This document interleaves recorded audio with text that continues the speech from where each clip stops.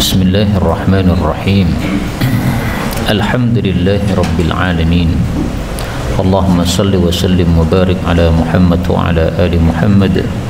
Allahumma anfa'na bima 'allamtana wa 'allimna ma yanfa'una wa zidna ilma wa barik lana fi ilmina warzuqna al-ikhlasa fil qawli wal 'amali kamila wa ilman nafi'an la yunsa wa tawfiqan daima wa sihhatan wa yaqinan wa afiyah.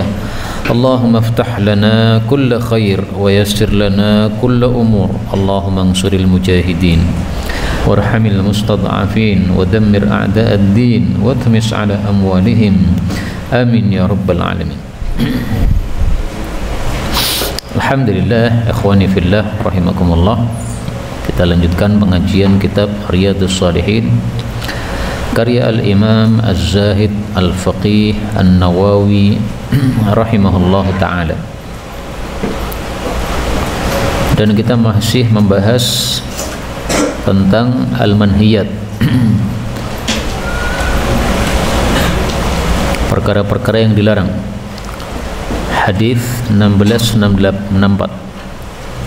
Faqala al-muallif rahimahullahu ta'ala wa nafa'ana bihi wa bi'ulumihi fid dharain amin. Wa an Abi Malik al-Asy'ari radhiyallahu anhu qala qala Rasulullah sallallahu alaihi wasallam, an-naihatu, wanita yang meratap, idza lam tatub, apabila dia tidak tobat, qabla mautiha, sebelum matinya, tuqamu yaumal qiyamah, dia akan ditegakkan besok pada hari kiamat, wa 'alaiha sirbal, dan padanya ada pakaian, min qatiranin, dari tir, wa dir'un, dan baju kurung, min jarobin, dari jarob atau gatal. Hadis diriwayatkan oleh Imam Muslim. Hadis ini menunjukkan haramnya meratapi kematian orang dan termasuk dosa besar karena diancam dengan siksaan yang dahsyat di neraka. Kita ambil beberapa faedah. Faedah yang pertama, an-naihah artinya wanita peratap. Ini hukumnya tidak khusus untuk wanita, tapi juga berlaku untuk laki-laki. Adapun kenapa disebutkan wanita? Karena kharaja makhrajal ghalib, biasanya yang meratapi adalah wanita. Faedah berikutnya, sirbal itu berbeda dengan sirwal. Kalau sirbal itu pakaian, kalau sirwal celana. Itu lebih khusus lagi, ya. Maka yang pakaian bawah itu sirwal, tapi kalau pakaian yang biasa dipakai secara umum termasuk baju itu adalah sirbal. Tir ini digunakan biasanya untuk mengobati onta yang kudisan. Onta kudisan, supaya sembuh kudisnya gimana? Tempelkan tir padanya, karena tir ini panas sehingga kudisnya akan mati gara-gara kepanasan. Nah, tir itu keburukannya banyak. Satu, warnanya hitam pekat, menakutkan. Yang kedua, baunya busuk, nggak enak. Yang ketiga, panasnya sangat dahsyat. Yang keempat, nyalanya, apinya itu lama. Nah, maka ini semuanya menunjukkan hukuman yang berat dari Allah Subhanahu wa ta'ala bagi orang-orang yang meratapi kematian orang, karena 4 keburukan terkumpul pada tir ini, ya. Baunya busuk, warnanya hitam, kemudian sangat panas, kemudian cepat cepat dan lama menyalanya itu. Adapun ini tir'un min jarob, dia akan dikasih baju besi dari gatal atau kudis. Ini maksudnya seluruh tubuhnya itu akan terkena kudisan, sehingga karena tubuhnya semuanya kena kudisan, seolah-olah dia pakai baju kurung berupa kudis. Maka ini adalah kinayah bahwasanya semua anggota tubuhnya dari atas sampai bawah semuanya dibikin kudisan oleh Allah Subhanahu wa ta'ala. 1665. Wa an Usaid bin Abi Usaid at-Tabi'i rahimahullah, an imra'atin, dari seorang wanita, minal mubayyi'at, dari wanita-wanita yang bayat, kepada Rasulullah sallallahu alaihi wasallam. Qalat, dia berkata, kana adalah fima, pada apa-apa yang akhadha alaina, mengambil kepada kami, maksudnya mengambil baiat. Rasulullah sallallahu alaihi wasallam fil ma'ruf, pada perbuatan baik, alladzi akhadha alaina, yang beliau mengambil baiat kepada kami, alla na'siyahu fih, bahwa kami tidak boleh durhaka kepada Nabi dalam perbuatan ma'ruf tadi adalah yang pertama, alla nakhmisha wajhan, kami tidak akan mencakar wajah kami. Yang kedua, wala nad'u wailan, kami tidak memanggil-manggil kebinasaan, yaitu ketika meratap. Yang ketiga, wala nasyuqqa jaiban, dan kami tidak merobek jaib, yaitu belahan baju yang ada di dada. Yang keempat, wala nangthura sya'ran, kami tidak membuka rambut, mengodaladul rambut kami. Hadis diriwayatkan oleh Abu Dawud dengan sanad yang hasan. 4 hal ini semuanya adalah macam-macam model ratapan orang Arab pada saat ada kematian. Ada yang mencakar wajahnya sendiri, ada yang memanggil-manggil wail, ya wailah, mengatakan begitu. Ada yang merobek bajunya, ada yang mengodaladul rambutnya. Maka semuanya ini adalah bentuk-bentuk ratapan yang dilakukan di masa jahiliyah. Semuanya dilarang oleh Rasulullah sallallahu alaihi wasallam. Adapun yang dimaksud ini, akhadha alaina Rasulullah bil ma'ruf, ini yang disebutkan di dalam Al-Qur'an surat Al-Mumtahanah. Allah Subhanahu wa taala mengatakan, fabayi'hunna wastaghfir lahunallah. Al-Mumtahanah ayat 12. Kalau ada orang-orang yang datang kepada engkau untuk beriman, kemudian mereka baiat kepada engkau untuk tidak syirik, tidak mencuri, tidak zina, tidak membunuh anak, tidak membuat kedustaan di antara farji mereka, maksudnya tidak mengakui yang bukan anak sebagai anak. Wala ya'sinaka fi ma'ruf, dan tidak akan durhaka kepada engkau dalam perbuatan ma'ruf. Ini yang dimaksud. Apa itu perbuatan ma'ruf yang diambil baiat oleh Nabi? Salah satunya tidak melakukan niyahah atau meratap. Fabayi'hunna, maka ambillah baiat kepada mereka, wastaghfir lahunallah. Itu yang disebutkan pada hadis ini. Kemudian 4 hal ini, mencakar wajah dan seterusnya, ini kalau mau dikumpulkan dalam satu kalimat adalah 4 perbuatan ini semuanya sama, yaitu menunjukkan ketidakrelaan terhadap takdirnya Allah. Maka ketidakrelaan terhadap takdirnya Allah termasuk dosa besar sehingga menyebabkan mendapatkan murka Allah Subhanahu wa taala. Rasulullah sallallahu alaihi wasallam bersabda,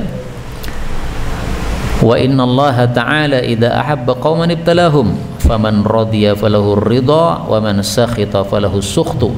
Siapa yang ridha terhadap ujian dari Allah dapat ridha Allah, siapa yang murka terhadap ujian Allah dapat murka Allah. Hadis riwayat Tirmidzi. Hadis inilah yang menggabungkan 4 tadi dalam satu kalimat, yaitu menunjukkan dia sakhat, dia murka terhadap takdir dari Allah Subhanahu wa taala. Hadis 1666, wa Nabi Musa radhiyallahu anhu anna Rasulullah sallallahu alaihi wasallam qala, ma tidak ada min mayyitin, seorang mati, yamutu yang mati, fayaqumu lalu berdirilah bakihim, orang yang menangis di antara mereka, fayaqulu lalu dia mengatakan, wajabalah, alangkah gunungnya engkau, wa sayyidah, alangkah sayyidnya engkau, au nahwa dzalik, atau ucapan sekitar itu. Ini ucapan jahiliyah. Illa, kecuali wukila bihi, dipasrahkan pada orang tadi, malakani, 2 malaikat, yalhazanihi, yang menjotosi yang menjotosi orang tersebut sambil mengatakan, ahakadza kunta, apakah seperti ini kamu? Apakah seperti yang diucapkan orang tadi? Apakah kamu menjadi gunung untuk semua manusia yang membutuhkan pertolonganmu? Hadis diriwayatkan oleh Tirmidzi dan beliau mengatakan haditsun hasan. Al-lahzu ad-daf'u, mendorong, bijum'il yad, dengan kumpulan telapak tangan, kepalan telapak tangan, fi sadri, pada dada, ya. Maka saya terjemahkan tadi apa? Menjotos pada dadanya. Jadi yalhazani, menjotosi dadanya, mendorong dengan kepalan telapak tangan. Hadis ini menunjukkan bahwasanya meratapi orang mati haram karena menyebabkan tersiksanya orang yang mati tersebut. Jadi meratapi orang mati menyebabkan orang matinya tersiksa. Kan kita tidak boleh kan menyiksa orang mati kan. Nah, maka meratapinya sama dengan menyebabkan dia tersiksa. Tersiksanya apa? Ini yalhazani, dipukuli oleh malaikat ini. Apakah betul kamu seperti itu? Apakah betul kamu seperti itu? Apakah betul kamu seperti itu? Nah, inilah dalil bagi para ulama yang mengatakan bahwa hadis yang sebelumnya kita pelajari, al-mayyitu yu'adzabu bima niha alaih, mayit itu disiksa oleh Allah Subhanahu wa taala dengan sebab ratapan kepadanya, itu adalah sesuai zahirnya, yaitu betul-betul dia merasa tersiksa gara-gara dihukum oleh dua malaikat ini. Dan hadis ini derajatnya dihasankan oleh Al-Imam At-Tirmidzi rahimahullahu taala. Apakah ada yang mendhaifkan? Nah, coba kita cek pada kitab yang lain ya. Syekh Albani ternyata juga menilainya hasan. Nah, maka insyaallah sepakat ini hasan hadisnya. Tapi kemudian dari hadis ini kita ambil beberapa faedah.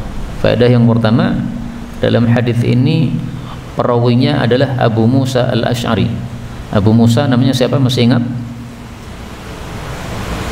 Abu Musa Abdullah ibnu Qais ya, jangan dilupakan nama-nama sahabat Nabi Sallallahu Alaihi Wasallam. Kalau perlu antum tulis kamus ya, di buku antum masing-masing, bukan di kitab tapi di buku punya kamus, nama-nama sahabat-sahabat Nabi Sallallahu Alaihi Wasallam. Faedah berikutnya, dalam hadis ini Rasulullah Sallallahu Alaihi Wasallam menyampaikan suatu perkara yang gaib, yaitu adanya dua malaikat yang menjotosi orang yang diratapi ini.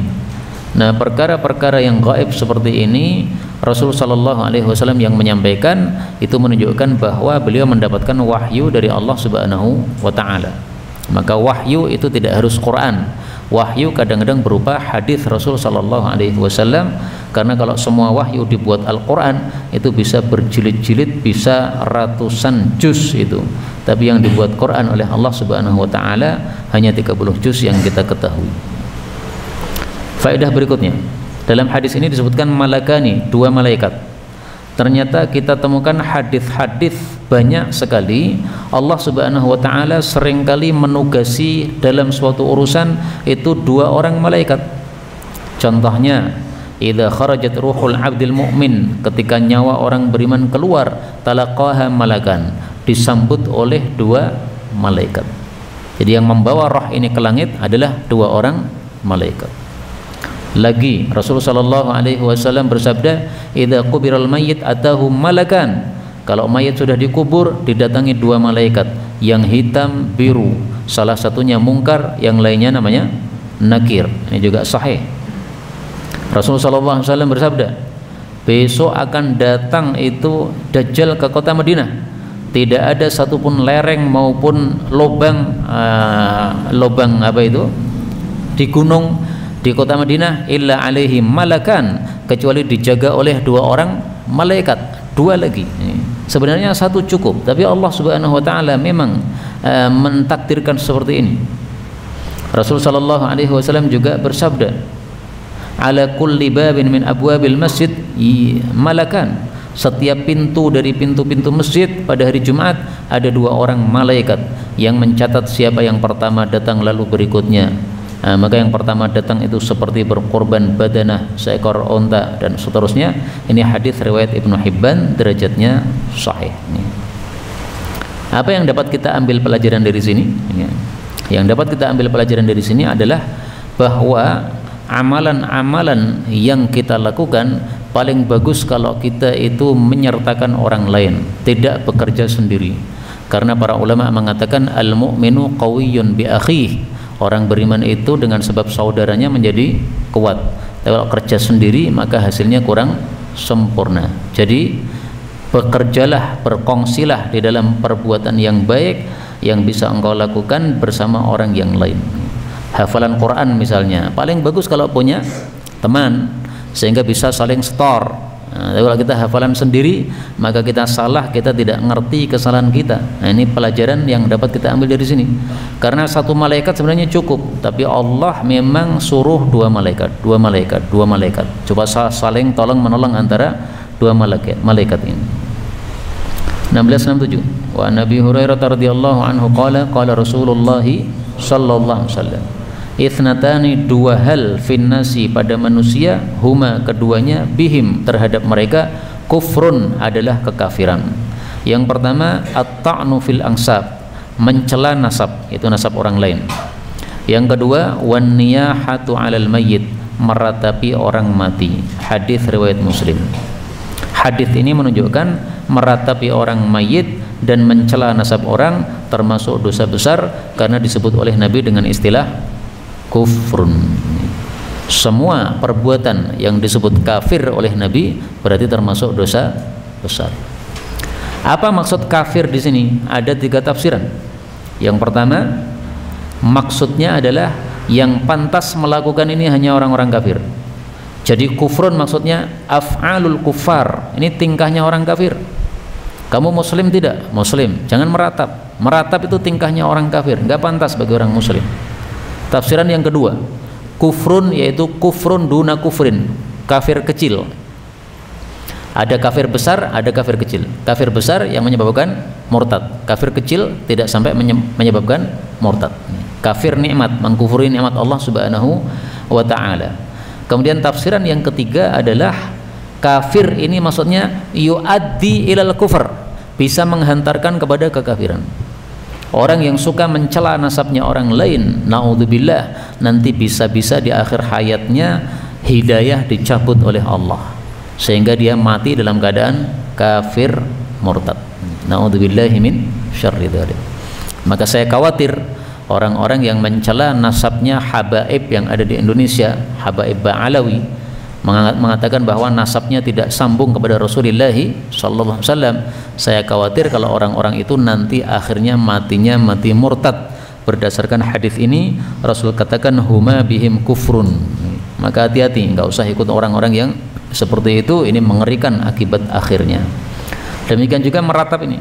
Meratap kalau tidak tobat-tobat, akhirnya nanti bisa jadi ya sampai akhir hayatnya kemudian hidayah dicabut oleh Allah, maka dia pun mati dalam keadaan kafir. Ini 3 tafsiran untuk kata-kata kufrun. Saya ulangi lagi, tingkahnya orang-orang kafir, atau kafir kecil, atau menghantarkan kepada kekafiran. Sudah selesai bab ini, kita lanjutkan bab 303, babun nahyi, bab larangan an ityanil kuhan, dari mendatangi dukun-dukun, wal munajjimin, dan ahli-ahli nujum, wal urraf, dan orang-orang yang mengaku mengetahui yang gaib, peramal-peramal kalau bahasa tepatnya mungkin ya. Wa ashabir ramal, dan para pelaku ramal. Nah, ramal ini ya terjemahnya yang kita pakai ya peramal itu. Ramal itu terjemah asalnya apa? Yaitu satu perbuatan untuk menyingkap perkara yang gaib, itu disebut ramal. Nah, maka kalau terjemah bahasa kita ya peramal itu asalnya dari kata-kata Arab ar-ramal. Wat tawarik, dan tarak. Tarak nanti akan dijelaskan oleh Imam Nawawi. Tarak itu adalah mengusir burung ya. Bil hasa, dengan kerikil, wa bisyair, atau dengan tepung, wa nahwi dzalik, atau yang selain itu. Ringkasnya ini adalah bab ini bicara tentang larangan mendatangi orang-orang yang mengaku mengetahui yang gaib, baik itu namanya dukun maupun ahli nujum maupun peramal dan semuanya. Apa bedanya antara 3 ini? Dukun, ahli nujum, peramal. Kalau dukun didefinisikan oleh para ulama, dukun adalah orang yang memberitahu tentang perkara-perkara yang gaib. Nanti akan terjadi ini, nanti akan terjadi ini, nanti akan terjadi ini, padahal belum terjadi. Nah, ini berarti kan gaib. Nah, itu para dukun seperti itu. Kamu dikirimi oleh orang ini begini, kamu dilakukan oleh orang ini begini. Nah, ini perkara yang gaib, ini para dukun. Kalau munajjim diambil dari kata-kata najm, artinya bintang. Maka maksudnya orang yang mengaku mengetahui perkara gaib dengan melihat kepada bintang-bintang. Kamu lahirnya bulan apa? Oh, kalau lahirmu bulan ini berarti bintangmu ini, berarti nasibmu nanti akan begini. Itu ahli nujum, kayak begitu, nggak boleh. Tapi ketahuilah bahwa ilmu perbintangan ada dua macam. Ada ilmu tasyir, ada ilmu ta'thir. Tasyir artinya berjalan. Jadi maksudnya ilmu perbintangan yang melihat tentang berjalannya bintang. Kalau bintang ini turun ke arah sana, nah itu berarti biasanya akan terjadi misalnya hujan dan sebagainya. Seperti itu nggak ada masalah. Karena ini tidak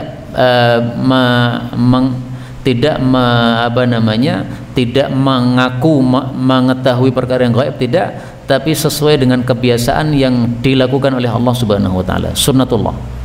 Allah biasanya kalau menjatuhkan bintang ini maka akan terjadi sesuatu di tempat tersebut misalnya, ya. Nah, maka ilmu tafsir seperti ini nggak ada masalah. Kalau ilmu taksir itu artinya ada pengaruh. Jadi bintang ini memberikan pengaruh ini, bintang ini memberikan pengaruh itu. Kalau lahirmu bulan ini berarti bintangmu ini pengaruhnya adalah seperti ini. Nah, ini yang tidak diperbolehkan. Maka ilmu tasyir nggak ada masalah. Termasuk ilmu falak, ini ilmu tasyir, melihat pergerakan bintang-bintang, kemudian bisa mengetahui kapan terjadi gerhana, kapan terjadi macam-macam ini. Ini adalah ilmu tasyir, nggak dilarang. Yang dilarang adalah ilmu taksir, itu yang haram. Nah, maka para munajjim yang dimaksud di sini adalah orang-orang yang mempelajari ilmu taksir, bukan orang-orang yang mempelajari ilmu tasyir. Adapun urraf, ini adalah orang-orang yang mendakwakan mengetahui perkara gaib dengan cara-cara atau muqaddimah tertentu. Misalnya, sebelum mencari tahu siapa pelaku pencurian, kemudian dia melakukan muqaddimah, misalnya garis-garis di tanah, ya. Nah, kemudian dari garis-garis itu kemudian dia melihat, melotot, kemudian mengatakan, oh ini yang mencuri adalah fulan, namanya fulan. Nah, dengan muqaddimah seperti itu disebut para urraf. Maka semua ini semuanya disebut perdukunan, tapi aneka ragam perdukunan. Ada yang melihat kepada bintang, ada yang melihat kepada garis, ada yang melihat kepada burung, dan semuanya adalah perdukunan yang beraneka ragam. Semuanya hukumnya sama, yaitu haram untuk didatangi dan haram untuk dilakukan. Hadis 1668, wa an Aisyah radhiyallahu anha qalat sa'ala, telah meminta bertanya kepada Rasulullah sallallahu alaihi wasallam, unasun, beberapa orang, anil kuhan, tentang para dukun. Faqala, maka beliau mengatakan, laisu bisyai, mereka tidak berada di atas sesuatu, yaitu sesuatu dari kebenaran. Jadi syai ini maksudnya syai'in minal haq, seperti ayat yang kita temukan dalam Al-Quran, wa qalatil yahudu laisatin nasara ala syai' minal haq. Orang Yahudi mengatakan Nasrani tidak berada di atas sesuatu, yaitu dari kebenaran. Nah, maknanya sama dengan di sini, laisu bisyai' minal haq. Faqalu, maka mereka mengatakan, ya Rasulullah, innahum, sesungguhnya mereka para dukun, yuhaddithunana, berbicara kepada kami, ahyanan, kadang-kadang, bisyai'in, dengan sesuatu, ya fayakunu haqqan, lalu terjadi betul-betul. Jadi sesuai apa yang dia ramalkan. Faqala Rasulullah sallallahu alaihi wasallam, tilka, itu adalah al-kalimatu minal haq, suatu ucapan dari kebenaran, yakhtafuha, yang menyambarnya, al-jinni, seorang jin, dari ucapan para malaikat, ya. Jadi para malaikat dapat wahyu dari Allah, nah kemudian disambar oleh jin ini. Fayakurruha, lalu dia menyampaikannya, fi udhuni waliyih, pada telinga walinya, yaitu manusia yang ada di bumi, ya, termasuk tadi, ya, dukun dan sebagainya. Fayakhlituna, lalu mereka mencampur ma'aha, bersama satu kalimat tadi, miyata kadzbah, 100 kedustaan. Hadis muttafaqun alaih. Jadi hadis ini menjelaskan bahwa kenapa dukun itu kadang-kadang ucapannya tepat, karena ada sebagian ucapan dukun sumbernya dari jin. Jinnya mendengarkan langsung dari malaikat yang mendapatkan wahyu dari Allah Subhanahu wa taala di atas langit. Tentang masalah ini Allah sebutkan dalam Al-Quran pada surat Al-Jin ayat 9, wa anna kunna naq'udu minha maq'ida lis-sama'. Kami dulu duduk-duduk di langit untuk mendengarkan wahyu dari Allah Subhanahu wa taala yang disampaikan kepada para malaikat. Ini dulu sebelum dikirimnya Rasulullah sallallahu alaihi wasallam. Faman yastami'il an, tapi sekarang siapa yang mendengar, yajid lahu shihabar rasada, dia akan mendapatkan obor yang sudah disiapkan membakar dia. Jadi setelah Rasulullah dikirim sebagai Rasul, maka para dukun itu sudah tidak lagi mendapatkan berita yang valid, karena jin yang mencuri dengar ke langit itu setiap kali mencuri dengar langsung dikejar oleh obor tadi. Tapi kadang-kadang Allah biarkan jin ini sudah menyampaikan satu kalimat yang dia dengar, baru dia terbakar. Nah, dia terbakar tapi kalimatnya sudah kedengaran oleh jin yang di bawahnya, disampaikan kepada jin yang di bawahnya. Jadi mereka tumpuk-tumpukan itu. Seperti cara para pencopet. Jadi para pencopet itu ternyata niru para jin dalam mencuri dengar berita langit. Karena kalau cuma satu orang yang mencuri dengar, begitu dia kena api sudah, nggak ada yang bisa mendengar lagi. Nah, tapi dia kena api tapi bawahnya sudah mendengar bisikan dari yang atas, terus disampaikan ke bawah, akhirnya satu kalimat itu dicampur dengan 100 kedustaan sehingga kadang-kadang menjadi tepat. Maka dukun itu lebih banyak salahnya, tapi kadang-kadang ada ketepatan sesuai dengan kejadian. Wa fi riwayatin lil Bukhari an Aisyah radhiyallahu anha annaha sami'at Rasulullah sallallahu alaihi wasallam yaqul, innal malaikata, sesungguhnya para malaikat, tangzilu tinggal fil anani, pada awan, wa huwa sahab, yaitu adalah awan. Fatadhkurul amra, lalu dia menyebutkan suatu urusan, qudiyah, yang sudah ditetapkan, fis sama, di langit. Fayastariku, lalu mencuri dengar, asyaitanu, setan, as-sam'a, akan pendengaran. Fayasma'uhu, lalu dia mendengarnya, fayuhihi, lalu dia mewahyukannya, ilal kuhan, kepada para dukun.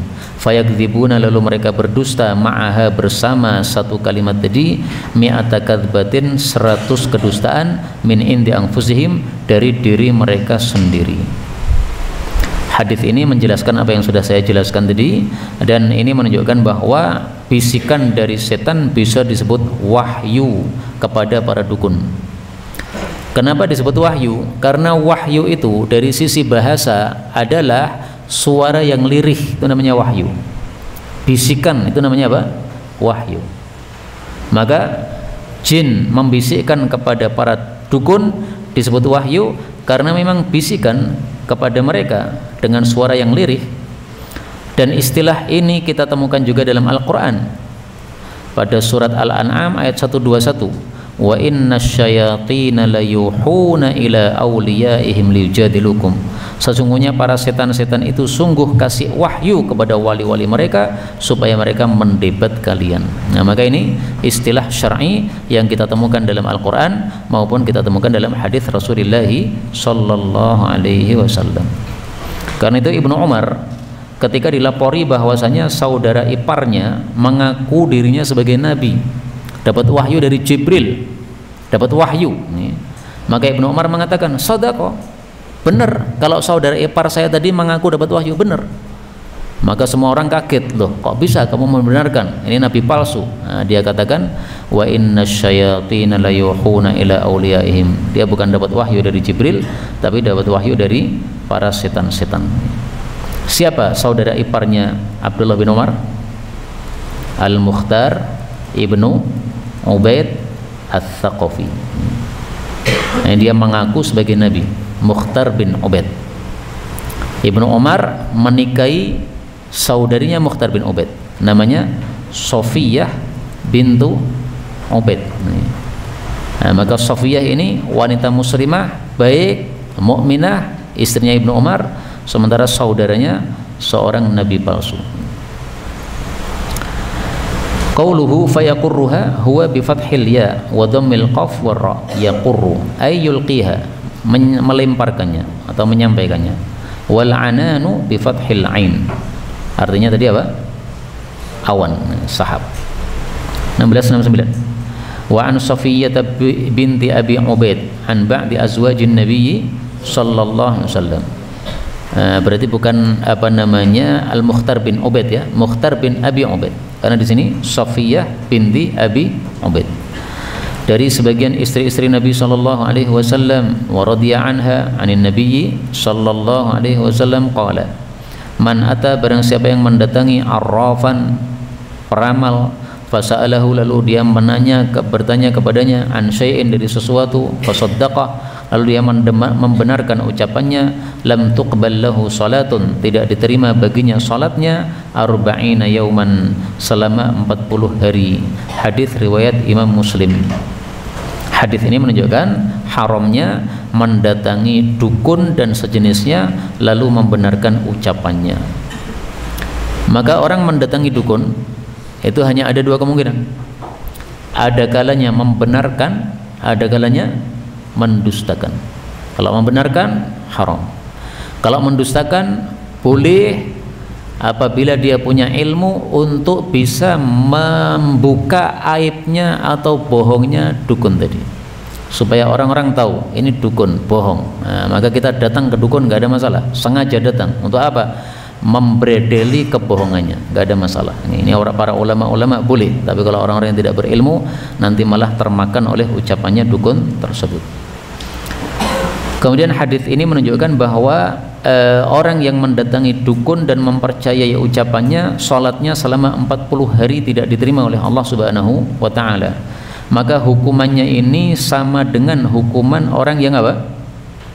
Minum minuman keras. 40 hari tidak diterima salatnya oleh Allah Subhanahu wa taala. Al-khamru ummul khaba'ith.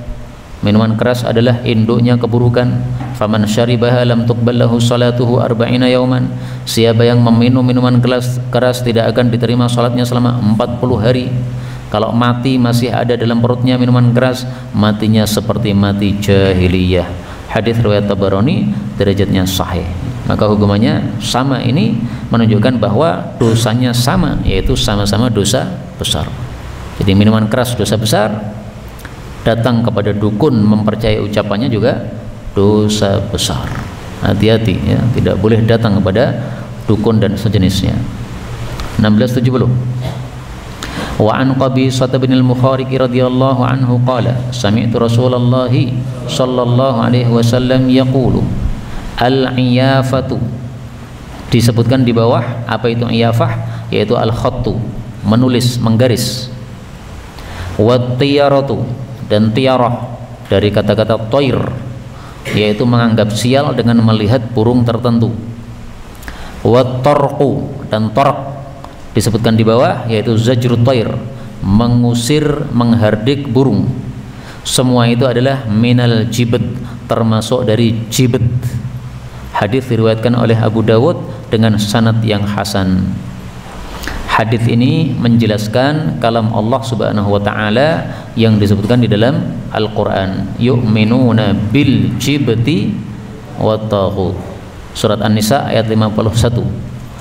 Alam tara ilal ladzina utu nasiban minal kitab, tetapi malah yu'minuna bil jibti wat taghut. Nah, jibt itu apa saja? Macam-macam jibt itu. Dukun itu termasuk jibt. Maka di sini Rasulullah sebutkan iyafah, tiyarah, tarq, ini semuanya termasuk jibat. Nah, berarti dukun itu juga termasuk jibat, karena dukun melakukan iyafah dan sejenisnya ini. Kemudian beliau jelaskan, wa qala at-tarqu huwa zajr, menghardik, ay zajrut tayr, menghardik burung. Wa huwa, yaitu ayyatayammana, apakah dia itu merasa untung, au yatasya'am, atau merasa sial, bitayaranihi, dengan terbangnya burung. Fa in tara ila jihatil yamin, kalau burungnya terbang ke arah kanan, tayamman, dia merasa untung, merasa mujur. Wa in tara ila jihatil yasar, kalau dia terbang ke arah kiri, tasya'am, dia pun merasa sial. Nah, seperti ini tidak boleh. Jadi ada burung kemudian kita lempar. Kalau terbangnya ke kanan, nah ini berarti saya mujur, maka saya akan lanjutkan safar. Kalau terbangnya ke kiri, maka saya akan buntung, berarti jangan lanjutkan safar. Nggak boleh seperti itu. Lanjutkan perjalanan tanpa melakukan hal-hal seperti ini. Qala Abu Dawud wal iyafah al-khat, menggaris. Jadi maksudnya menggaris di tanah untuk mengetahui perkara yang gaib. Ada yang maling, siapa pelakunya ini, garis di tanah. Habis itu kemudian diteliti, kasih titik-titik apa dan sebagainya. Akhirnya menemukan jawabannya. Oh, ini pelakunya namanya fulan, orangnya rumahnya di sana, RT sana, RW sana. Nah, itu semuanya adalah termasuk iyafah. Ini tidak boleh. Boleh kita menggaris-garis seperti itu kalau garisan kita sesuai dengan garisnya seorang nabi yang dikasih oleh Allah Subhanahu wa taala ilmu menggaris. Kana nabiyyun minal anbiya yakhut. Ada seorang nabi dari kalangan nabi itu biasanya menggaris. Dengan menggaris-garis gitu, maka dia kemudian mengetahui sebagian perkara yang gaib yang memang diwahyukan oleh Allah Subhanahu wa taala. Faman wafaqa khattahu, maka barang siapa yang garisnya sesuai dengan garisnya nabi tersebut, fadzaka, maka itu benar.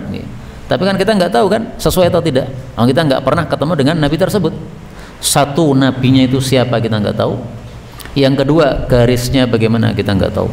Maka dipastikan semua yang menggaris-garis pada waktu sekarang ini semuanya adalah dukun, tidak ada yang benar, karena kita tidak tahu siapa nabi yang menggaris dan bagaimana garisan dia yang diwahyukan oleh Allah Subhanahu wa taala. Ini hadis riwayat Muslim. Qala al-Jauhari fi Shihah, berkata Imam Jauhari dalam kitab As-Shihah, ini bukan kitab hadis tapi kitab bahasa, ya, kitab kamus bahasa. Al-jibt itu adalah kalimatun, satu kata, taqa'u 'ala sanam, yang berlaku untuk berhala. Jadi berhala disebut jibt.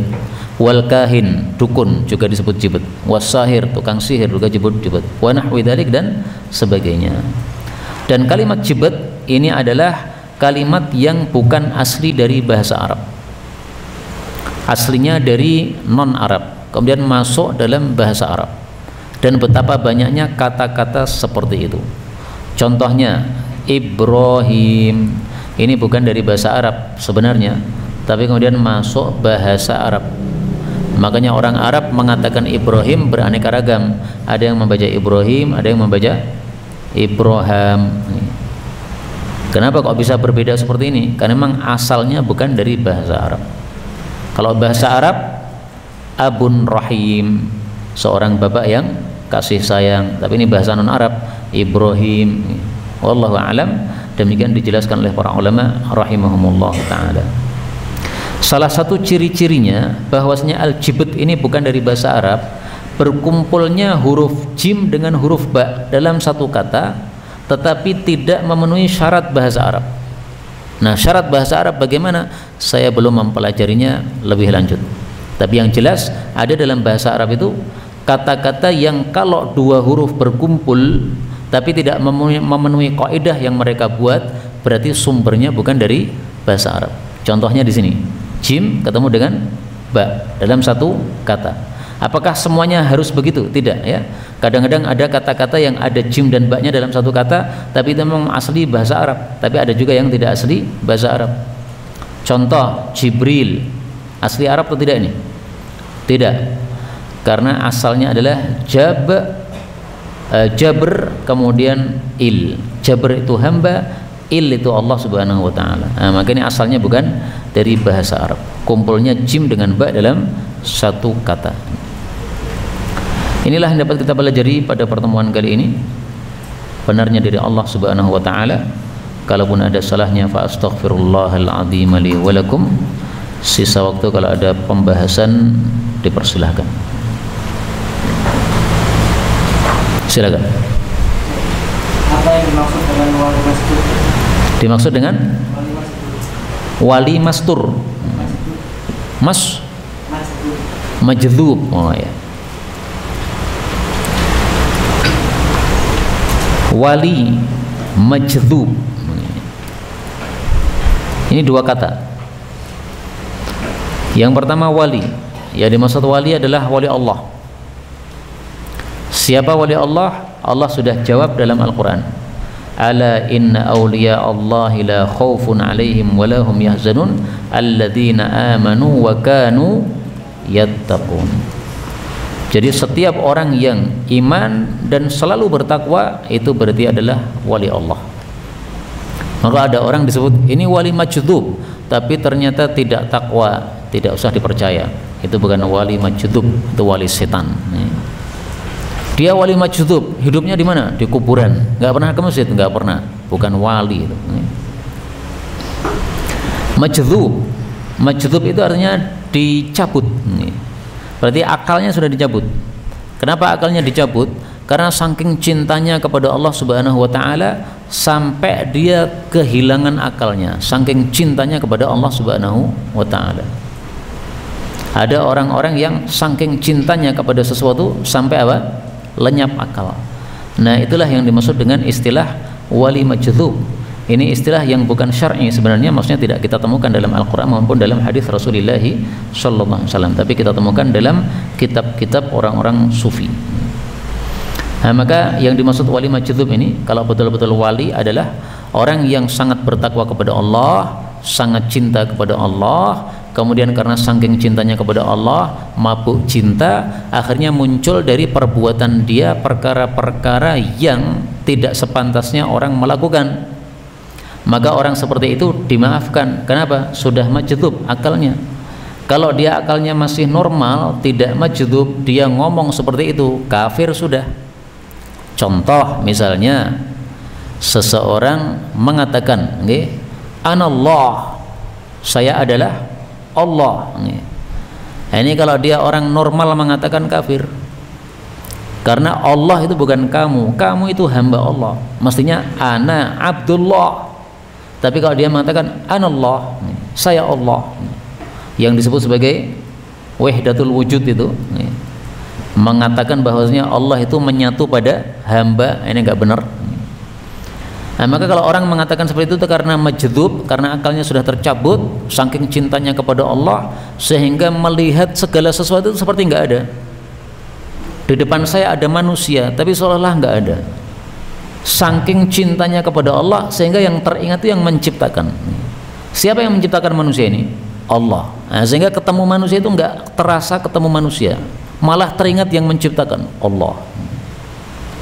Seperti orang yang mendapatkan surat cinta dari kekasihnya, ketika dia membaca surat tadi ketawa-ketawa sendiri. Kenapa? Yang terlihat bukan kertas, tapi yang terlihat adalah seolah-olah apa? Penulisnya itu. Nah, sehingga ketawa-ketawa sendiri. Nah, majdzub itu ya. Akalnya sudah apa? Tercabut. Masa senyum sama kertas begitu. Nah, maka orang seperti itu masih dimaafkan karena sudah majdzub. Sehingga apa yang dibicarakan oleh orang tentang Ibnu Arabi, seorang sufi terbesar ya, ini dikatakan sebagai kafir, itu sebenarnya saya kurang cocok. Kenapa? Bisa jadi dia wali yang apa? Majdzub. Pas jadzab dia mengatakan anallah, karena melihatnya semua makhluk ini yang terlihat penciptanya, yaitu Allah Subhanahu wa taala. Melihat dirinya, maka yang teringat adalah zat yang menciptakannya, sehingga mengatakan anallah, enggak sadar. Pas sadar enggak ngomong begitu, wallahu alam. Karena Ibnu Arabi ini ada dua kelompok ulama yang mengkafirkan ada, kelompok ulama yang membebaskan dari kekafiran ada. Coba kita lihat di sini ada enggak tentang Ibnu Arabi.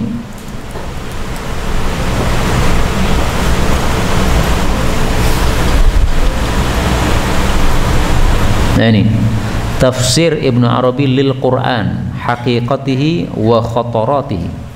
Sampai punya kitab tafsir Ibnu Arabi ini. Imam Suyuti menulis kitab Tabri'atu Ibni Arabi. Al-Biqai menulis kitab Takfiru Ibni Arabi.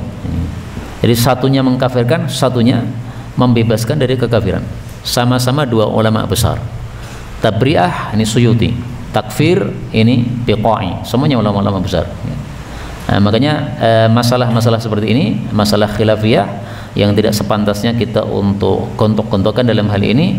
Kalau saya mengambil jalan tengah tadi ya, bisa jadi wallahu alam dia pas jadzab akhirnya keluar syatahat, kata-kata yang tidak sepantasnya terucapkan, tapi dimaafkan. Kenapa? Jadzab. Ketika tidak jadzab tidak akan ngomong seperti itu karena jelas-jelas perkataannya perkataan kafir. Ada dua ulama yang dulunya mengkafirkan Ibnu Arabi kemudian rujuk. Pertama adalah Al-Imam Asy-Syaukani. Dia dulu ditanya tentang Ibnu Arabi, maka dia tidak ragu-ragu mengatakan kafir karena melihat ucapan-ucapannya tadi. Tapi pada saat beliau sudah tua, Ibnu Asy-Syaukani kemudian mengatakan, dulu saya ditanya tentang Ibnu Arabi, saya kafirkan, itu adalah fi unfuwani syababi. Itu saya ditanya ketika masih sangat muda. Sekarang saya sudah berubah pikiran, tampaknya dia itu tidak seperti yang saya katakan. Tapi karena jadab tadi, sehingga masih bisa dimaafkan. Satu lagi selain Syaukani adalah Al-Imam Izzuddin Ibnu Abdissalam. Beliau awalnya mengkafirkan Ibnu Arabi, tapi begitu ketemu dengan muridnya Ibnu Arabi, ngobrol, kemudian paham bagaimana itu kondisi Ibnu Arabi, akhirnya tidak lagi mengkafirkan Ibnu Arabi. Wallahu a'lam bissawab. Tapi yang jelas orang-orang seperti kita tidak boleh sama sekali meniru ucapan Ibnu Arabi. Jadi kafir kita. Kita mengatakan anallah, kafir kita. Karena kita sadar bahwa kita adalah bukan Allah Subhanahu wa taala. Ada lagi? Nah, apakah hukumnya sama dengan mukalam? Apakah hukumnya sama? Sama dengan mukalam. Hukum chat. Maksudnya apa ini? Dengan lawan jenis? Apa? Umum, oke. Apakah menulis chattingan sama dengan ucapan? Kalau ini dalam bab talak, maka hukumnya sama. Seseorang mengatakan kepada istrinya lewat chattingan, kamu saya talak, udah sah talak. Ada ungkapan dari para ulama mengatakan al-ibarah taqumu al-isyarah taqumu maqamal ibarah. Isyarat itu adalah menempati posisi ibarah atau ucapan.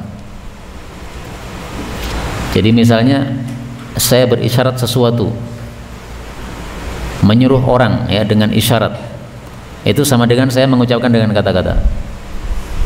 Misalnya ada orang mengatakan kepada orang lain bunuhlah, nah, maka dia ketika terjadi pembunuhan dia dosa karena menyuruh. Ada satu lagi menyuruh membunuh tapi tidak dengan kata-kata, tapi dengan gerakan. Nah, ini sama juga, al-isyarah taqumu maqamal ibarah. Nah, huruf-huruf yang kita tulis itu sebenarnya isyarat-isyarat. Huruf kan bentuk-bentuk kan ya. Nah, itu adalah isyarat-isyarat. Terkumpulnya satu huruf dengan huruf yang lain, maka muncul kata-kata. Nah, itu sama dengan ibarah sebenarnya. Maka sama saja. Karena itu chattingan dengan lawan jenis tidak diperbolehkan apabila menimbulkan syahwat. Yang pertama, apabila dilakukan pada waktu-waktu yang sangat sepi, seperti misalnya malam hari jam 12 malam ya, dia sedang tidur kemudian antum chatting, assalamualaikum, tahajud, nah, isinya bagus ya, tahajud, tapi jam 12 malam nih. Nah, ini sama dengan khalwat, tidak diperbolehkan. Wallahu a'lam bishawab. Ada lagi pembahasan?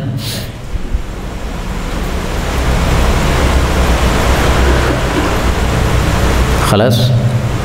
Tayyib, subhanakallahumma rabbana bihamdika asyhadu an la ilaha illa anta astaghfiruka wa atubu ilaik walhamdulillahi rabbil alamin.